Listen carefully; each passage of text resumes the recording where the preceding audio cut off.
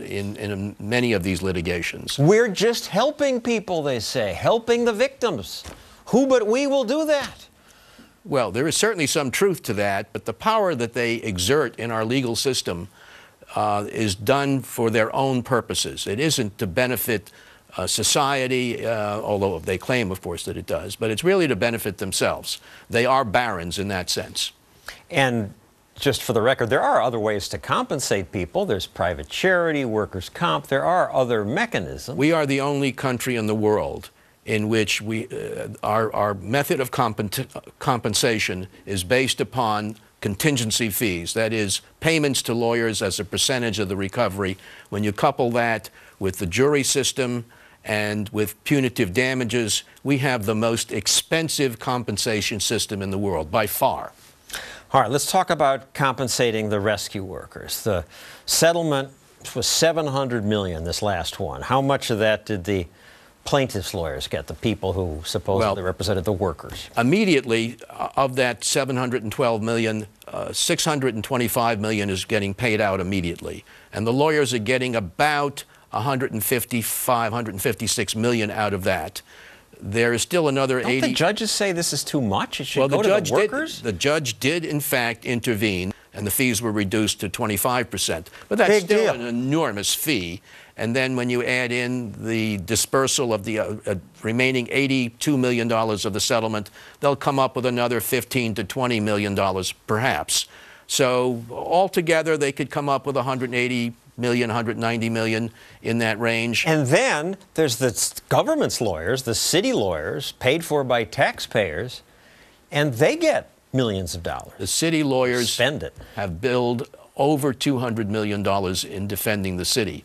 But in defense of the city, I should acknowledge that the city was faced with enormous potential liability. They had to hire high-end lawyers. They had to do this. And they hired the $500 an hour guys, the barons. The barons and the plaintiffs' lawyers collected every conceivable person into the suit that they could, including thousands that had no credible claim whatsoever. And the city had to deal with every one of them. The more clients they get, the bigger shot they have of making a lot of money. And the more it costs to defend. And what do you mean some of them were not entitled to money?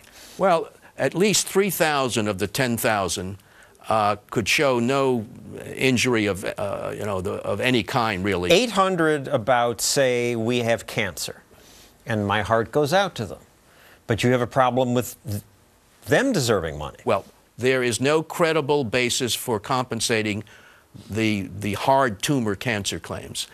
Because it takes longer to get cancer. There's a latency period. That is, the time between exposure to the toxic material and the time that you manifest with injury is generally about 20 years or 30 years. So it is virtually impossible medically to establish that anyone who manifested with cancer at this point can attribute that to 9/11. And at the moment, are cancer rates higher among the New York City rescue workers than the average population? No, and you wouldn't expect that, simply because you haven't had enough time go by. But it's also true that death rates do not indicate any particular outcome from 9/11, but from the cleanup. But again, it's too soon. Today, the compensation system puts compassion above science. It's too soon, but that doesn't stop the lawyers. No, it does not. Thank you, Lester Brickman. Coming up, as we contemplate life without lawyers, scam artists caught on tape. The woman on this horse said, "I can't work because of an injury." But she looks pretty healthy. The full story next. Were you injured on the job? Well, if you watch TV, even this channel, you know there's an army of lawyers eager to take your case. If you've been injured at work, call me. I can help you. You're entitled to a lump sum settlement. My law firm Brown and Crouppen has collected over $1/3 billion for injured people. Not million, billion. You end up paying that million or billion. It's added to the cost of everything we buy. Of course, when someone's really injured, we want them helped, compensated, if they were really injured. But were they? The U.S. Chamber of Commerce says a quarter of worker compensation claims are bogus. A quarter.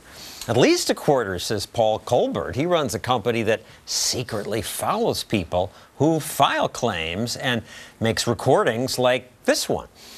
This man says he's blind because he was injured on the job. Look at this, though. He's driving a golf cart. Camera catches him doing that. So what was his story? Basically, he filed for an injury that happened at his workplace. We later on found out that there was a doctor and an attorney and also himself. So there was a three-way split, so to speak, with the money. And so everybody had something to gain from Working this. together on the fraud. Absolutely. And the doctor said, yes, he's blind. How do you know the attorney? No, maybe the attorney was helplessly duped. Right. John, I think you and I both know that that's probably not how it worked out. But You have another case where a woman claimed she had a neck and back injury so severe she could not work, but here she is. We have some video. She is riding a horse in a rodeo. How did this come about? so originally, the investigators were aware that she was a horse enthusiast, so to speak, and they followed her to the local rodeo. Well, what they didn't know is that she was actually going to be riding in the barrel races. So the They investigators thought maybe she was just bringing her horses maybe there. yeah, because people actually sell horses there. Sometimes they just show their horses. But the investigators looked over, and both of them looked at each other, and they did a double take. Is that her? And, of course, it was her, and he started rolling tape, and there she was. And she actually, really, you can see from the video, it wasn't her first time at the rodeo, that's for sure. So. And she doesn't look like she has such a bad injury that she can't work. And so, but that case still hasn't been settled. No.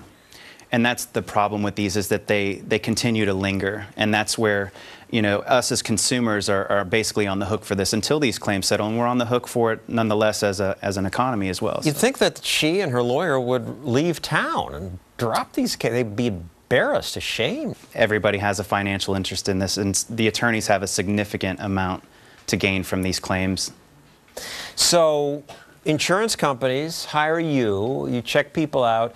You don't always videotape because that's expensive, but sometimes you do. And sometimes the cheater knows that there's a good chance that you're out there, so they pretend they're blind or disguise themselves. Tell about this one case where you couldn't find the guy. This is embarrassing. As an investigative company, we had a case where this individual, we could not catch him. It took us almost a year to catch him. And the way that the case played out was the investigators had followed him for quite some time, and they kept seeing a woman leave the house. And so we at one point said, listen, operations looked at this and said, let's follow the woman. You guys know that the woman will always lead you to the man. So they followed the woman. Lo and behold, he shows up in a parking lot of a store and takes the wig off and pulls the muumuu off and jumps into his work truck. So all along, this individual was actually, this was our guy. This was the guy we were looking for. So he dressed as a woman all the time to hide from you. All for the sake of money. And when you do surveillance, you find fraud how often? Our firm in particular, we see about 78% of our claims are showing some form of fraud. And again, to educate, there's soft fraud and there's hard fraud. And some of those are showing either both of them or one of them. Well, what's hard fraud? Hard fraud is obviously more deliberate. These are people that are staging accidents, walking into grocery stores, pouring liquid detergent in the soap aisle, and then creating a slip and fall. And soft fraud? Soft fraud is the little white lies. This is your neighbor, this is your doctor. People basically exaggerating the truth a little bit. Just exaggerating their injuries, saying they can't work. Yes. And there are some professional cheaters, though, some people who do this for a living. Some very good cheaters out there. The neighbors often know. 1 in 4 people are aware of fraud, and they don't report it. And the reason being, and from us and our standpoint, we've really seen that there's a sense of entitlement, and it's almost like they've paid into the insurance system and now they're looking for a return on their investment. But unfortunately, that's coming out of our pockets every year. The neighbor says, yeah, he's cheating the system, but it's just a big company, an insurance company. They don't care. The big evil insurance company, and that's the mentality behind it. It's, insurance companies are swimming in money. But we're paying that money. We are. And we pay more because of these cheaters. And you expose them, and you worry about your own safety because of that. Absolutely. Absolutely. For me, as an investigator, also as the CEO of the company, we're taking people and fraudulent criminals down. And unfortunately, people don't like when they have a retirement plan set up on a fraudulent claim, because when you take that from people, that's, you know, anyone knows, especially in these days, they're holding on to their money as tightly as they can. And certainly people have been hired to track me down, to track my family down. So it's a very shady business from that aspect. So Paul Colbert's your real name? It is my real name. But you don't give your real address? But good luck finding me. Thank you, Paul. Coming up, our contest to determine the stupidest lawyer-driven warning label. Contestant number 2. This label on this bicycle brochure says, warning, this action's potentially dangerous. The writers are experts or professionals. Come on, they're kids. The audience awards $1,000 to the wackiest warning label next. Now, the Wacky Warning Label Contest. Our second one, we did this last year.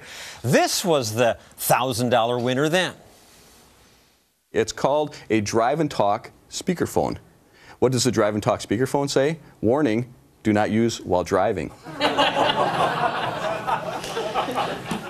Bob Dorigo Jones is back, and again this year he agreed to let you in the audience here, award the $1,000. He began this contest 13 years ago because he was angry about what lawsuits do to America, and you thought a contest might wake people up?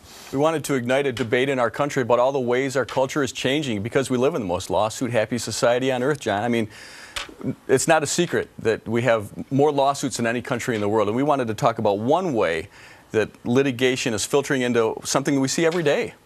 And some of the facts I got from you: Girl Scouts must sell tens of thousands of cookies each year just to pay for their liability insurance. Right. People tend to think this is just a problem for business, but we work with nonprofit organizations that feed the poor. We work with Little League of America, actually spends more money at one time on liability insurance than they do on any other item in their budget, bats, balls, or gloves combined. And as warning labels get added, they get longer. And people say, well, it's good to warn people about this stuff. There are unintended consequences. People don't read them. That's right. The personal injury lawyers who claim that they're helping safety efforts are really hurting that, because as the warning labels become so long and so absurd, people just tune them out. So they miss the warning labels that they really need. Like the drug labels with all, I don't read them at all. And you should read, like the microwave popcorn. You ought to read it says, don't open like this because it's hot. That's right. And we're not making fun of the manufacturers for putting these warning labels on. What we're doing is highlighting, well, we're highlighting a system that makes them feel like if they don't do this, that they're vulnerable to a lawsuit. And that's the bottom line, is that the lawsuits that drive these types of warning labels wind up costing all the rest of us as consumers more for the things we buy, but also they remove products from the marketplace that we could use. That they don't even introduce them out of fear of the lawyers. Right. And you don't see that happening anywhere else in the world. And if we had the same number of tort lawsuits compared to other countries, we'd save how much? $580 billion a year. So we're not saying get rid of all the lawsuits. We're just saying if it was comparable to what other advanced industrialized nations around the world have in their tort system for compensating people who have legitimate injuries, that we would save almost $1,800 per person in America every year. So just think what we could do with job creation and innovation if that money was invested in product development. And I'll have an idea how to bring that number down at the end of the show. But for now, let's talk about the warning labels. One was a Batman cape. Cape does not allow the user to fly. That's one of... All right, well, let's bring out this year's 5 finalists.